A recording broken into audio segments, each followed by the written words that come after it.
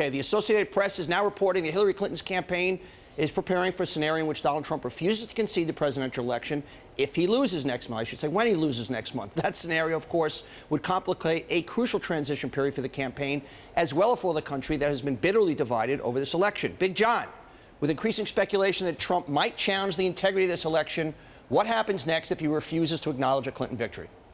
Well, I think a huge amount hinges, Donny, on how close the outcome is. If Hillary Clinton wins by a lot, it'll be very hard for Donald Trump to not concede. If Hillary Clinton only wins by a little, or only wins by a little in a number of states, you could imagine this scenario in which Donald Trump, as he has suggested over the course of the last week, decides not to concede for a period of time or maybe ever.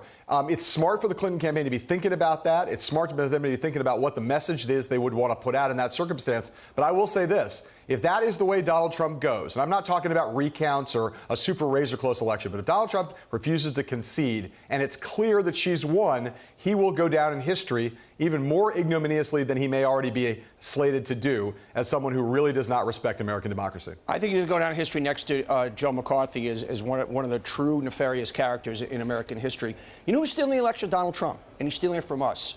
The other night I was watching TV with my daughter, and Trump was on talking about rigged elections, and I kind of changed the subject because I didn't want her first introduction at age 12 to be about, can elections be rigged? 45% of Republicans actually think that's the case. That's the scorched earth he's going to leave behind. He's Donald the Destroyer. What he said early on is exactly true. I, Donald Trump, am going to be happy after this, whatever happens, but I'm going to leave these turds in my wake. One of them being half of the country right now not believing that our elections, our fundamental bedrock of our democracy, are real and believable. It's disgusting. It's reprehensible. And we kind of talk about this dispassionately at this point.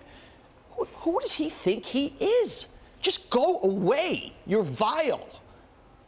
Look, my hope is that if Hillary Clinton wins by a decisive margin, that Donald Trump will, for maybe the first time in this campaign, realize that he has responsibilities that are not just to himself and his followers, and those are real responsibilities to yourself and your followers, but also has responsibilities to the system, has responsibilities to the country. I don't know if he'll find that his way there, but I hope for all of our sakes that he does if that circumstance arises.